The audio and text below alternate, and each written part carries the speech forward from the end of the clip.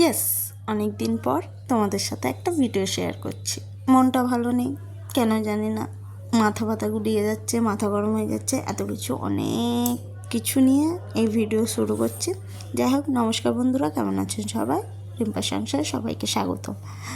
এই যে গরম গরম চা খাচ্ছি, কিছুটা মাথা গরম থেকে যদি ঠান্ডা হয়, হ্যাঁ গরম জিনিস খেয়েও যদি ঠান্ডা হয়, যাই হোক ঠান্ডা হওয়ার যে হবে, না ঠান্ডা হলে কোনো কিছু করার নেই।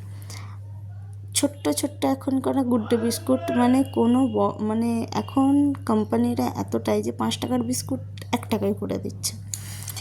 তো জন্মাষ্টমী যেহেতু নিরামিষ, তো সেই কারণে আমি বানাচ্ছি আজকে রাইস। নিরামিষ রাইস, বাহ কি ম্যাচ কি ম্যাচ কি ম্যাচ। যাই হোক, গাজরগুলো আগে তুলে দিলাম, তারপরে বিনস, তারপরে ক্যাপসিকাম, এইভাবে সব সবজি ভাজে যাওয়ার পর একটু পনির আজকে ভাপা করবে কর্তা। তো পনিরটাকে আমি একটু সটে করার জায়গায় পুরো ফ্রাই করে নিয়েছি।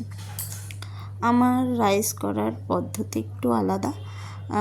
সবাই সব রকম পারে না, বা সবাই মানে সব কিছু জানে না, সেটাই হয়। হ্যাঁ, সংসার জিনিস, সংসার তার নামই সংসার। যাই হোক, অনেক কিছু ভ্যাট আজকে বকছি, তোমরা হয়তো বলবে যে রিম্পা পাগল হয়ে গেছে। না, আমার ইচ্ছা হয়েছে তাই আমি বলছি। জন্মাষ্টমীর দিনের কোনো প্ল্যান নেই, কারণ বাড়িতেই আমি এখন বাড়িতেই আছি। কোনো কিছু তোমাদেরকে দেখাতেও পাচ্ছি না যে বাইরে যেয়ে দেখাবো, কারণ আমি সংসার করছি। যাই হোক, তো দিদা এসেছিলো, মানে আমার শাশুড়ি মার মা, দিদা শাশুড়ি, সে এসেছিলো। আর সে সামনে আসতে চায়নি ক্যামেরা, তাই তাকে আর নেওয়া হয়নি। এদিকে আমি প্রসেস করছি, মানে বিরিয়ানির যেমন প্রসেস হয় না, ঠিক তেমনই। এক্সট্রা আমি খোয়া ক্ষীর দিয়েছি, একটু একদম অল্প করে কেওড়া জল দিয়েছি, আর দিয়েছি চিনি, ব্যাস এতটা দিয়ে আবার দম দিয়ে দিয়েছি। মানে আগে কেউ কেউ করে রাইস পুরো পুরো ভেজে নেয় সব কিছু দিয়ে, কিন্তু আমি এইটা করি, আমাকে এটা ভালো লাগে খেতে। মানে বেশি পরিমাণ ঘিও না, অল্প অল্প, আর চিনির পরিমাণ তো মনেই হচ্ছিল না এটা রাইস। যাই হোক, তো প্রসেস প্রায় শেষ। এরপর আমি দমে বসিয়ে দেবো জিনিসটা। আর এইদিকে একটু একটু মানে মশলা যেগুলো সাইডে কর্তা বসে বসে রান্না করছে, তো তাকে এক একটা করে আমি এগিয়ে দিচ্ছিলাম।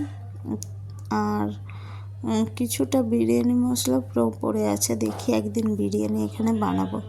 আর এখানে বানিয়েছিল আমাদের ফেমাস পনির ভাপা, বেশ খেতে সুন্দর হয়েছিল। আর দুপুরবেলার দিকে এই পার্সেলটা এসেছে, যেটার মেকওভার কিছুদিন পর তোমরা হয়তো দেখে ফেলবে, আমি করেও ফেলেছি, এতটাই লেট আজকে।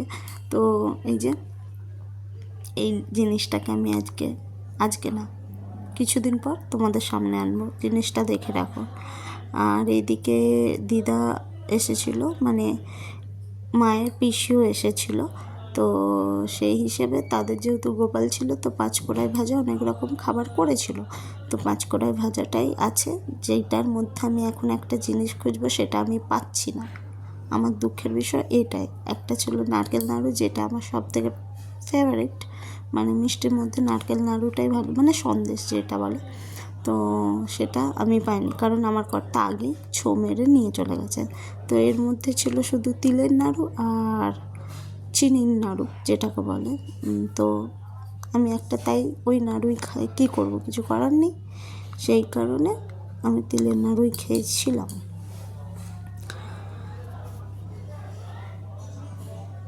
কিন্তু তিলের নাড়ু থেকে মানে চিনির ভাগটা বেশি। যাই হোক, প্রচণ্ড মিষ্টি হয়ে গেছিলো মুখটা, কিছু করার ছিল না। আর এইদিকে আমাদের ঋষুরানী সেজেছিল রাধিকা, কিন্তু ও বলছে আমি কৃষ্ণ সেজেছি। তো রাতের বেলা হয়েছিল একটু আলু সয়াবিনের তরকারি, আর আমাদের ফেমাস লুচি, যাকে বলে নান। তো তোমরা আমার চ্যানেলে রেসিপিটা আশা করি দেখে নিয়েছো, তো সেই কারণে আর কি কি দিয়েছি, কি কি করেছি সেটা আর বললাম না। তো ভিডিওটা এতটুকুই। আর রাতে কী খেলাম সেটা লাস্টে দেখে নিও। রাইসটা তো দুপুরে দেখাতে পারিনি, সেই কারণে আমি রাতেই দেখিয়ে দেবো, আগে থেকেই বলে রাখলাম। তো ভিডিওটা এতটাই, যদি ভালো লেগে থাকে তাহলে লাইক, কমেন্ট আর সাবস্ক্রাইব করে দেবে আমার চ্যানেলটা। পাশে থাকা বেল আইকনটা ক্লিক করতে ভুলবে না, যাতে আগামী নোটিফিকেশানের ভিডিওগুলো তোমাদের কাছে চলে যেতে পারে। দেখো দেখো ফুলকো ফুলকো লুচি। যাই হোক, একটু কথা বলে দিচ্ছি আবার তারপরে। তো এতটাই আজকের মতো। টাটা, দেখা হচ্ছে একটা নতুন ভিডিওর সাথে।